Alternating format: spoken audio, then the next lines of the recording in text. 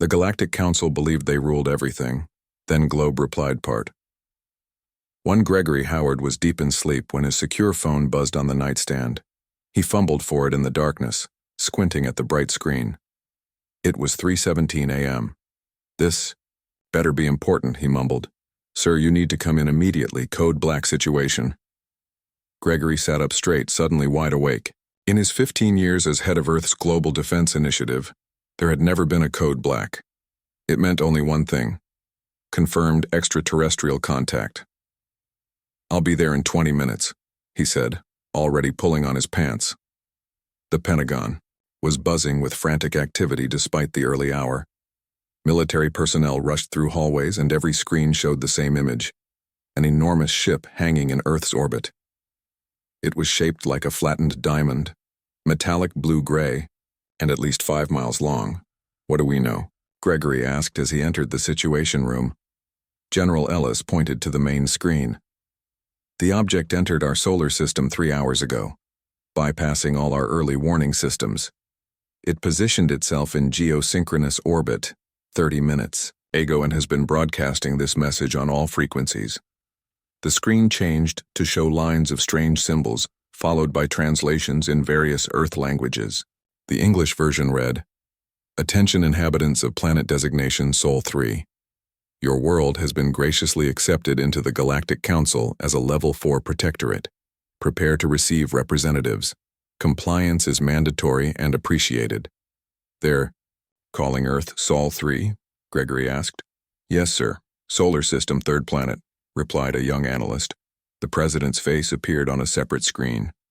Howard, I've got leaders from every major nation demanding answers. Please tell me we have some kind of protocol for this. Gregory had run simulations, created contingency plans, but nothing prepared him for the reality of first contact happening with a declaration of ownership rather than greeting. Madam President, I suggest we assemble a response team immediately.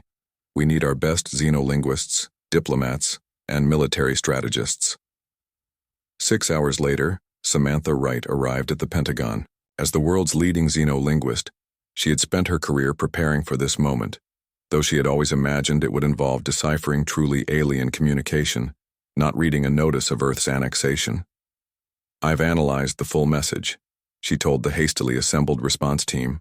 They're stating that Earth has been evaluated for the past 300 years and determined to be a Level 4 civilization, which apparently means we're considered primitive but with potential. The message contains a list of quotas for resources they expect us to provide and restrictions on technologies we're forbidden from developing. Rick Palmer, the former astronaut turned military strategist, slammed his hand on the table. They're treating us like a colony before they've even said hello. The arrogance is actually helpful, Samantha noted. They clearly don't see us as a threat, which might give us room to maneuver. A new alert sounded.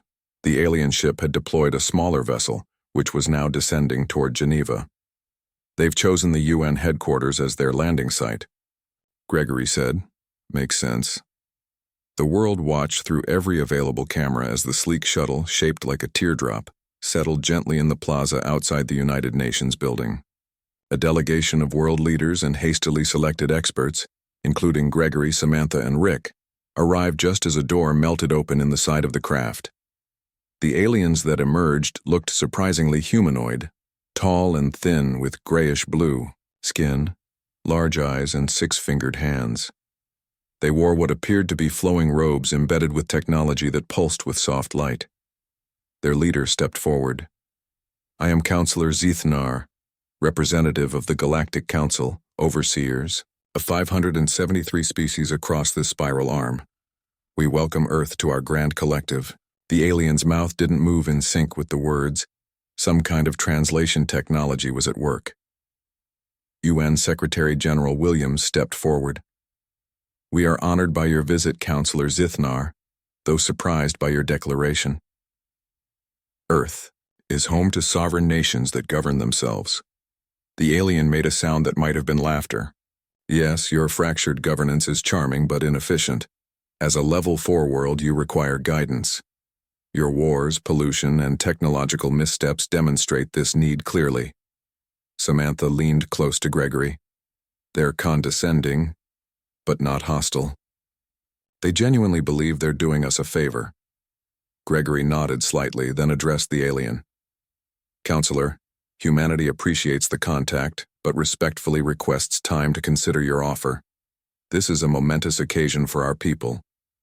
Zithnar's large eyes blinked slowly. There seems to be confusion. This is not an offer requiring consideration. The Council has already made its determination. We are informing you of your new status. Rick studied the aliens and their shuttle with a careful eye. Despite their arrogance, he noticed small details. The way the guards positioned themselves, the design of what appeared to be weapons, the shuttle's construction. There were patterns there, predictable patterns. The Secretary General maintained his diplomatic tone. Even so, Counselor, our customs require discussion among our various governments. We ask for a short period to properly prepare for this transition. The alien delegation conferred briefly, speaking in musical tones that the translation devices didn't convert. Very well, Zithnar finally said. We have studied your species for centuries and are aware of your attachment to discussions and ceremonies. You may have 7 rotations of your planet to formally accept your protectorate status and begin resource allocation preparations. 7 days, Samantha whispered. However, the alien continued, be aware that hesitation will be viewed as regrettable. The Council has methods of correction for planets that fail to recognize the benefits of our guidance. After the aliens returned to their shuttle, promising to return in 7 days, the human delegation retreated to an emergency session. They've been watching us for centuries, Samantha said, reviewing the data they'd been given. They consider promising but volatile according to these documents. Rick had been quiet, but now he spoke up. Their technology is advanced, but did anyone else notice how standardized everything was? Their weapons, their ship design, even their robes, it's all uniform, developed to a pattern. Gregory looked at him. What are you thinking, Palmer? I'm thinking that standardization suggests a lack of innovation. Everything they have might be advanced, but it's also predictable. The president's voice came through the secure line. So what do? We can't fight ships that can cross interstellar space when we've barely reached our own moon. Gregory looked around the room at the representatives of Earth. We buy time, we learn everything we can, and we remind ourselves that humanity's greatest strength has always been adapting to new challenges. He paused. The Galactic Council might rule 573 species, but they've never met humans before. Outside, the alien shuttle rose silently back to the massive ship waiting, in orbit, leaving humanity with an impossible choice and a deadline of 7 days. The Galactic Council believed they ruled everything. Then Globe replied Part 2. 2 days had passed since the ultimatum. Inside a hastily converted underground laboratory at MIT, Elizabeth Liz Barton hunched over what appeared to be a piece of alien technology. It was a small communication device that had been accidentally left behind during the Galactic Council's first meeting with Earth's leaders. Anything interesting? Asked Kevin Ramirez. The Special Forces commander had been assigned to oversee security at all research facilities studying alien tech. He stood at parade rest, his eyes constantly scanning the room. Liz didn't look up. Very interesting. Their technology is advanced, but it's also old. Old? Kevin raised an eyebrow. The design is perfect, too perfect, Liz explained, finally looking up. Her eyes were red from lack of sleep. It's like they reached a peak in development and just stopped. There are no improvements, no variations, nothing that suggests recent innovation. Across the world, similar discoveries were being made. In Japan, engineers found that the alien communication frequencies followed predictable patterns. In Germany, physicists realized the aliens' shield technology operated on principles humans had already begun to explore. In India, computer scientists discovered the alien coding language was complex but unchanging, like it had been frozen in time. President Diane Coleman sat in the Oval Office, listening to reports from around the globe. The news was both terrifying and strangely encouraging. So you're telling me, she said slowly, that despite being centuries ahead of us, their technology has weaknesses. Gregory Howard nodded. It appears they stopped innovating a long time ago. They've been maintaining and replicating the same technology for possibly thousands of years. How does this help us? The president asked.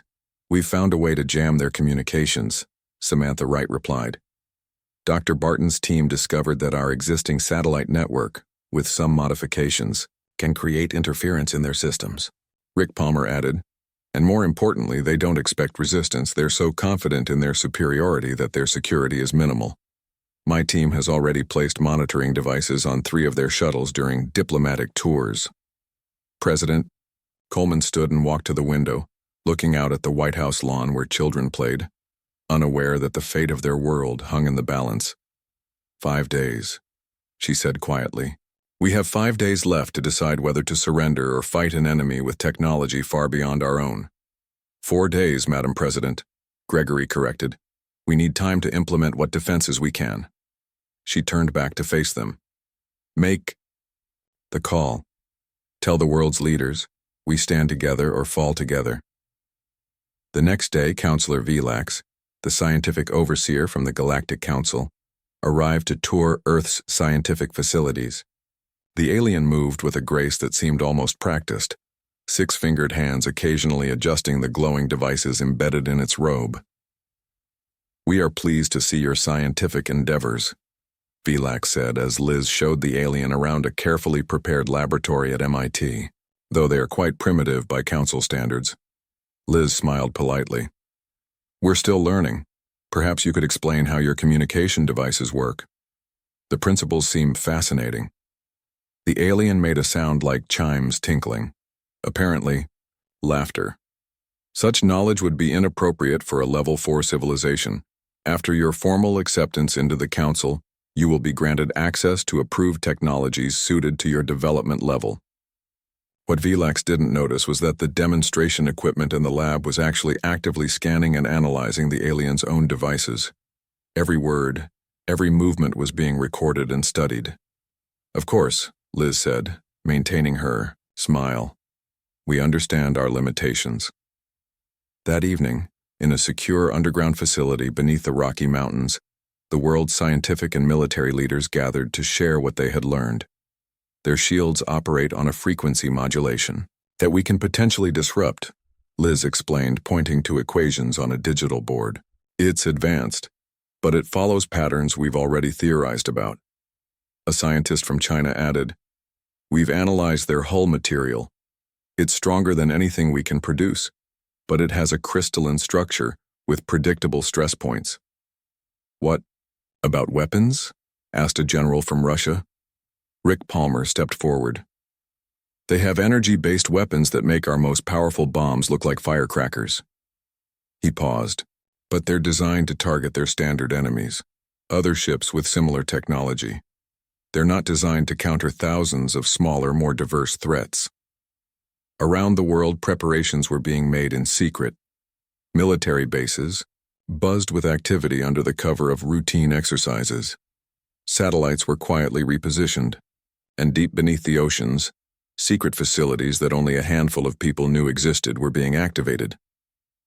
President Coleman addressed the United Nations in a carefully worded speech that revealed nothing of their plans while rallying humanity to stand united.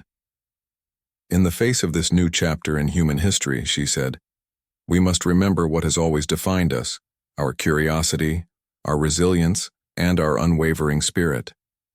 Whatever comes, we will face it together. The Galactic Council representatives watched the speech from their ship. Counselor Zithnar frowned, an expression that looked unsettling on its alien face. They continue to delay, Zithnar said. This is becoming tiresome. Perhaps they require a demonstration of our resolve, suggested Drexar, the military commander who had recently arrived with additional ships. Yes, Zithnar agreed. Inform them that their deadline has been moved forward. They have until their sun rises tomorrow to accept their status. Otherwise, we will provide a minor correction.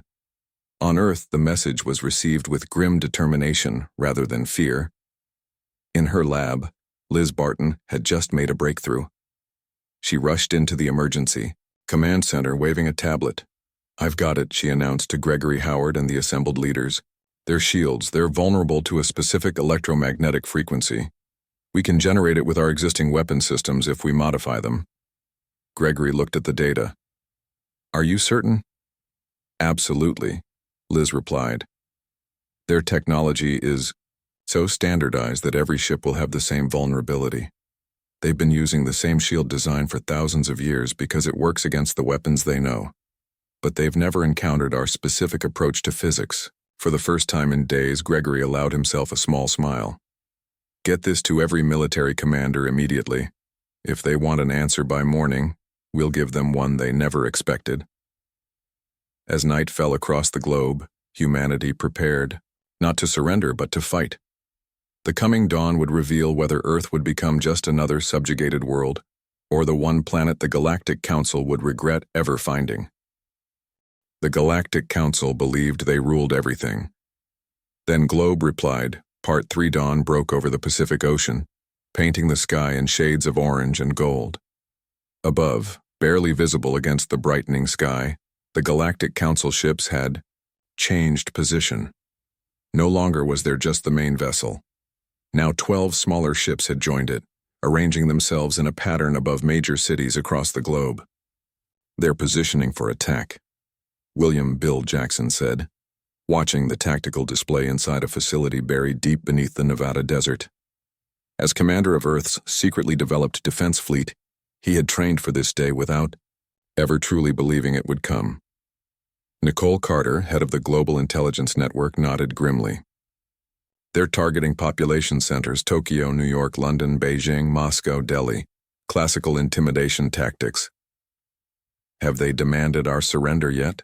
Bill asked. "Yes. President Coleman received their final communication 30 minutes ago. They expect our formal acceptance of protectorate status within the hour, or they'll begin what they call a minor correction, the destruction of several major cities as a demonstration." Bill smiled thinly. "Perfect. They have no idea what's waiting for them." For decades, the nations of Earth had competed in a space race that the public only partially knew about. While civilian space programs made modest advances, military and intelligence agencies had made much greater strides in secret. Hidden bases on the far side of the moon, weapons platforms disguised as space debris, and most importantly, a small fleet of defense ships hidden in underground and underwater facilities around the world. "Begin Operation Surprise Party," Bill ordered. Across the planet, hidden bay doors opened in mountainsides, desert floors, and ocean depths. Sleek vessels, smaller than the alien ships but numerous, rose into the skies. They weren't copies of alien technology. They were uniquely human designs that incorporated everything Earth scientists and engineers had learned, all while developing in directions the Galactic Council had never explored.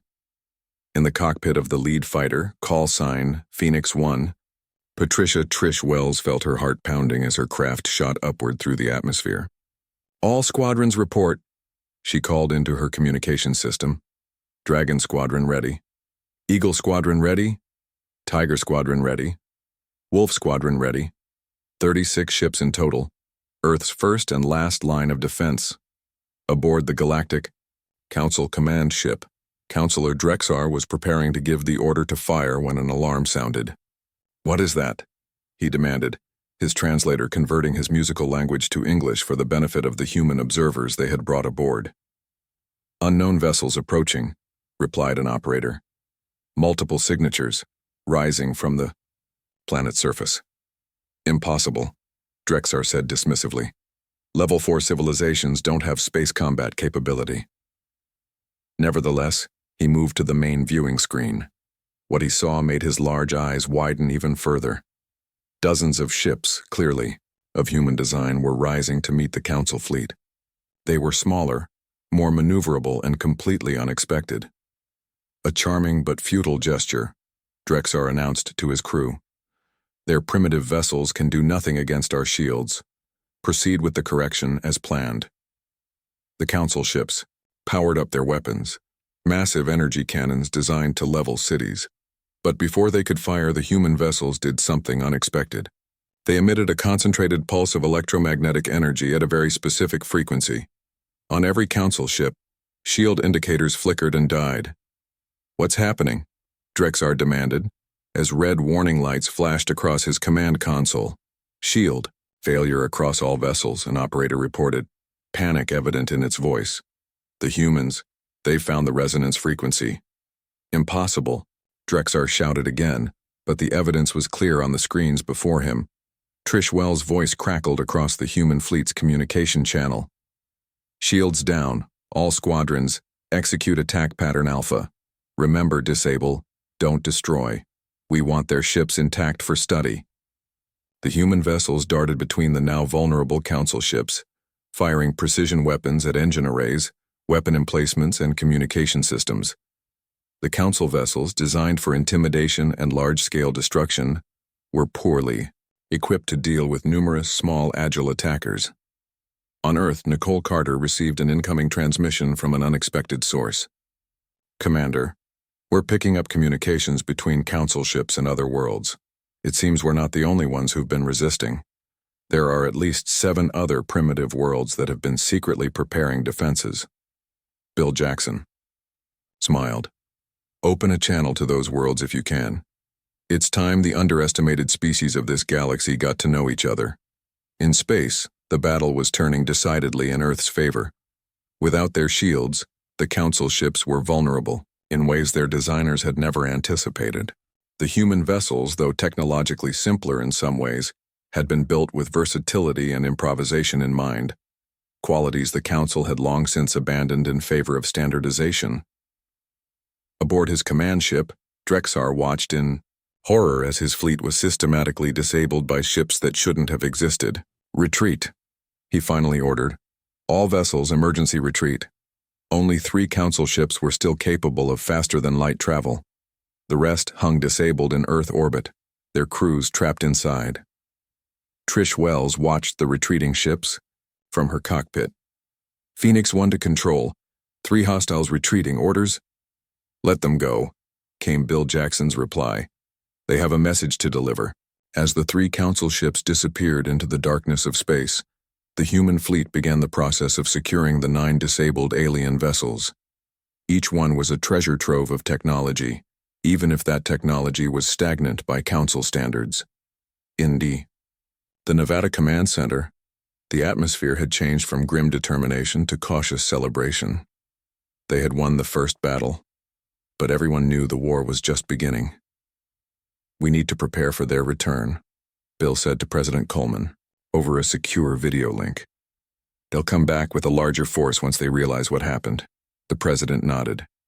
"But now we have time to study their ships, and we've shown them that humanity won't be subjugated. How long do you think we have?" "Days, maybe weeks," Nicole Carter replied. "But we're already receiving transmissions from other worlds that have been resisting council control. We're not alone in this fight." On the main communication screen, messages were appearing from across the galaxy. Other primitive species, long thought to be obedient protectorates, were revealing their own secret resistance movements. The myth of council infallibility was crumbling. Gregory Howard entered the command center, looking both exhausted and exhilarated. "The Galactic Council believed they ruled everything," he said, looking at the displays showing Earth's victorious fleet. Then Globe replied. The phrase spread quickly, becoming the unofficial motto of humanity's resistance. As Earth prepared for the coming conflict, the news spread across the stars. A small blue planet on the edge of the galaxy had done what no world had dared in thousands of years. They had said no to the Council and backed it up with action. The Galactic Council believed they ruled everything. Then Globe replied part. 2 weeks had passed since Earth's unexpected victory. The captured Council ships had been moved to secure locations around the planet where scientists and engineers worked day and night to understand the alien technology. The Council crew members were being treated well as diplomatic guests, though heavily guarded ones. Frank Morrison adjusted his tie as he prepared to board the modified Council shuttle. As Earth's chosen ambassador to the wider galaxy, he carried the weight of humanity's future on his shoulders. "Remember," President Coleman told him during their final briefing. "You're not going to beg or apologize. You're going to negotiate as an equal." Frank nodded, his expression serious. "I understand, Madam President. We won't accept protectorate status under any circumstances." Now, as he boarded the shuttle with his small team of diplomats and security personnel, he couldn't help but feel a mix of excitement and trepidation. They were about to travel to the Council's home system, the first humans to venture beyond the solar system. Meanwhile, in a secure facility beneath the Pacific Ocean, Amanda Kelly studied holographic displays showing the solar system's new defense network. As the military strategist responsible for Earth's long-term defense, she had overseen the rapid deployment of captured alien technology, combined with human innovations. "The outer sensor grid is online," reported her assistant. "We'll have at least 3 days warning if a Council fleet approaches." Amanda nodded. "And our allies?" "We've established communication with resistance forces on 6 worlds. They're providing intelligence on Council movements." It had been a revelation to discover that Earth wasn't the only world chafing under Council rule. Many supposedly primitive planets had been secretly developing their own technologies, hiding their advancements from their overseers. In Washington, D.C., engineer Jason Holt made a discovery that changed everything. He had been studying the computer systems from a captured Council ship when he noticed something odd about the programming. "It's like they're using a programming language they didn't create," he explained to Gregory Howard. "The base code has annotations in a language different from anything else in their systems." Further investigation revealed a stunning truth. The Council's entire civilization was built upon ancient technology they no longer fully understood. They hadn't innovated in millennia because they couldn't. They were merely maintaining systems, designed by a precursor civilization, long vanished from the galaxy.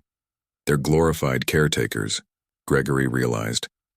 Their power comes from controlling access to technology they themselves can barely comprehend. This revelation spread rapidly through Earth's leadership and to their newfound allies across the stars. The myth of the Council's technological superiority was crumbling further. In the heart of the Galactic Council's territory, Frank Morrison's diplomatic mission arrived at Centris, the massive space station that served as the Council's headquarters. The station orbited a blue gas giant in a star system filled with artificial structures, a civilization that had spread across its entire solar system. As Frank's shuttle docked, he was met by a contingent of Council representatives, their expressions, as far as humans could interpret alien faces, ranging from curious to hostile. "The human delegation is recognized," announced a Council official. "You will be escorted to the Grand Chamber, where the full Council awaits." The Grand Chamber was enormous, a vast circular room with tiered seating for hundreds of alien representatives. At the center stood Grand Councilor Kexthan, the nominal leader of the galaxy-spanning organization. "Human representative," Kexthan's translated voice boomed across the chamber. "You stand before the Galactic Council to answer for your world's unprovoked attack on our peacekeeping vessels." Frank stepped forward, his voice steady. "Grand Councilor, I represent Earth, a sovereign world that defended itself against threats of orbital bombardment and forced subjugation. We come not to apologize, but to negotiate a new relationship, one based on mutual respect rather than domination." A murmur ran through the assembled aliens. Such defiance was unprecedented. "Your primitive world has no standing to negotiate," Kexthan replied.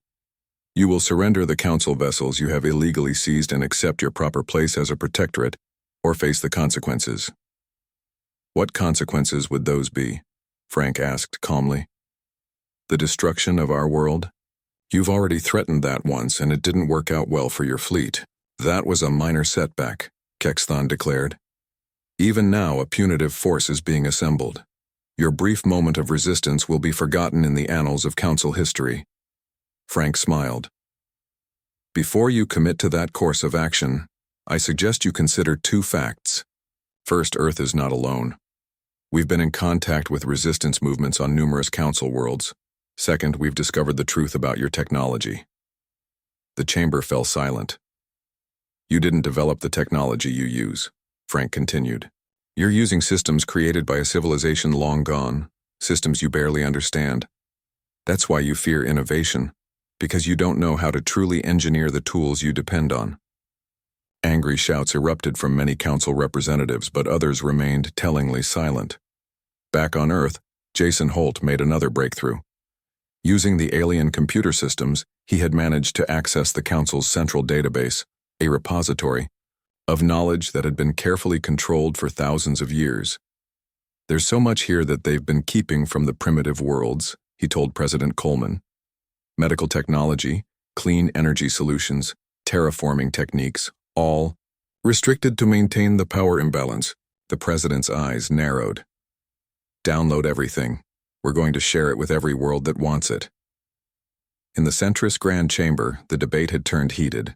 Many council representatives were demanding immediate military action against Earth, while others, particularly those from worlds with their own hidden resistance movements, called for negotiation. Order, demanded Kexthon, but the unified front of the council was fracturing before Frank's eyes. A representative from a world called Nelvar stood. My people have been a level 3 protectorate for 700 years. In all that time we have never been permitted to advance. Perhaps it is time to reconsider the very foundation of this council. Others joined in, voicing long-suppressed grievances and doubts. What had begun as a disciplinary hearing was rapidly becoming a political revolution. Frank watched the chaos with a mix of hope and caution. This was more than he had dared to expect, but also dangerous. The old order was crumbling, but what would replace it remained unclear. As the session dissolved into factional arguments, Frank received an urgent message from Earth. Amanda Kelly's defense network had detected a large council military fleet departing from a nearby system, heading directly for Earth. The diplomatic mission had been a distraction while the council prepared its response. Frank looked up at the fractured council, realizing that words alone would not be enough. Earth had won the first battle, but the real war was just beginning. And yet, as he watched former council worlds beginning to form new alliances in real time, he felt something unexpected: hope. The galaxy was changing, and humanity had been the catalyst. The Galactic Council believed they ruled everything. Then Globe replied part. 5 years had passed since the day the Galactic Council ships first appeared in Earth's orbit. The solar system was unrecognizable now. A network of defense platforms orbited the sun at strategic points. Ships of human and alien design moved between planets and moons, where new colonies were thriving. Earth itself had changed too, with new technologies improving life for billions. Maria Lopez stood on the bridge of the EDF Defiance, humanity's first true interstellar warship. At just over a mile long, it was smaller than the massive council, vessels but incorporated innovations that made it far more effective. As its commander, Maria felt a special pride in what humanity had accomplished in such a short time. Status report, she ordered, as the ship prepared to exit faster than light travel. All systems optimal, Captain, her first officer replied. We'll arrive at the Proxima system in 5 minutes. The mission was both diplomatic and military, to help free one of the last worlds still under old council control. Earth was no longer fighting alone. The Sovereign Systems Alliance, formed from former council protectorates and independent worlds, now encompassed over 60 star systems. In a conference room aboard the Defiance, Daniel Evans reviewed his diplomatic briefing. As the lead negotiator for this mission, he would be responsible for integrating the Proxima civilization into the Alliance after liberation. It was work he found deeply satisfying after seeing how the Council had suppressed so many species' potential. The Proximans have been under Council control for over 600 years, he told his team. Their resistance movement has been active for at least 200 of those years, but they lacked the means to break free on their own. One of his team members, a blue-skinned Navaran, nodded in understanding. The inclusion of multiple species in Alliance operations was now standard practice, each bringing unique perspectives and abilities. Back on Earth, in a garden outside the newly constructed Interstellar Innovation Center, former Councillor Zithnar sat with Olivia Bennett, the center's director. The aliens' request for asylum on Earth 3 years earlier had shocked many, but Zithnar's extensive knowledge had proven invaluable. I still find it remarkable, Sithnar said, watching humans and aliens working together on the grounds of the center. For thousands of years, the Council maintained the myth of superiority through control of information. It took humanity less than 5 years to shatter that myth across the galaxy. Olivia smiled. We had help. Your decision to share the Council's historical archives gave us insights that would have taken decades to discover otherwise. I was not the only one, Sithnar replied. Many within the Council recognized the system had become corrupt. We just lacked the catalyst for change. That catalyst had been Earth's defiance and the subsequent political revolution. The old Council had fractured, with progressive elements joining the new alliance while hardliners continued fighting a losing war. In orbit above Earth, Gregory Howard, now serving as Earth's representative to the Alliance Council, was meeting with Amanda Kelly to review the latest defense reports. The hardliner forces are down to 12 star systems now, Amanda said, pointing to a holographic map. Their last major fleet was defeated at Rigel last month. Gregory nodded. And our new technologies? Advancing faster than anyone thought possible. The combination of human innovation with the shared knowledge of other species has created an unprecedented period of development. We're solving problems the old Council deemed impossible. This was the true revolution that Earth had sparked, a culture of shared knowledge and collaborative innovation, replacing the static, controlling approach of the Council. Problems that had plagued civilizations for centuries were being solved through the combined efforts of species that had previously been kept apart. The EDF Defiance dropped out of faster-than-light travel near Proxima Centauri, the star closest to Earth's sun. Almost immediately, the ship detected energy signatures from Council vessels in orbit around the system's inhabited world. 3 Council warships detected, reported the tactical officer. Older models, minimal upgrades. Maria nodded. Open a channel. The view screen activated, showing the bridge of the lead Council vessel. A stern-faced alien commander appeared. This is Captain Maria Lopez of the Alliance vessel Defiance. By authority of the Sovereign Systems Alliance and at the request of the Proximan Resistance, we are here to liberate this system from unauthorized Council control. The Council commander's large eyes narrowed. This system has been a Council protectorate for 6 centuries. You have no jurisdiction here, human. I'm transmitting the Proximan Resistance's formal request for assistance along with evidence of Council violations of the new Galactic Charter, Maria replied calmly. You have 1 hour to withdraw your forces peacefully. After that, we will take action to remove you. As the communication ended, Maria turned to her crew. Battle stations, but hold fire unless fired upon. We want to resolve this peacefully if possible. The presence of the Defiance had not gone unnoticed on the planet below. The Proximan Resistance, which had been fighting a covert war for generations, now rose up openly in cities across the globe. Council administrative centers were surrounded by crowds demanding freedom. In his diplomatic office aboard the Defiance, Daniel Evans received a transmission from the planet's surface. The Resistance leaders were ready to form an interim government as soon as the Council forces withdrew. Tell them we're standing by, Daniel said to his communications officer. And remind them that Alliance membership means access to all shared technologies and knowledge bases, but comes with responsibilities as well. The hour passed quickly. The Council ships made no move to leave. Instead, they formed a defensive formation and powered up their weapons. They're preparing to fire, the tactical officer announced. Maria stood from her captain's chair. Target their weapons and propulsion systems only. Minimize casualties. What followed was not truly a battle, but a demonstration. The Defiance, incorporating 5 years of rapid innovation and technological understanding that the Council ships lacked, disabled all 3 vessels in less than 10 minutes, without destroying any of them. Council vessels neutralized, reported the tactical officer. No significant casualties detected. Maria nodded with satisfaction.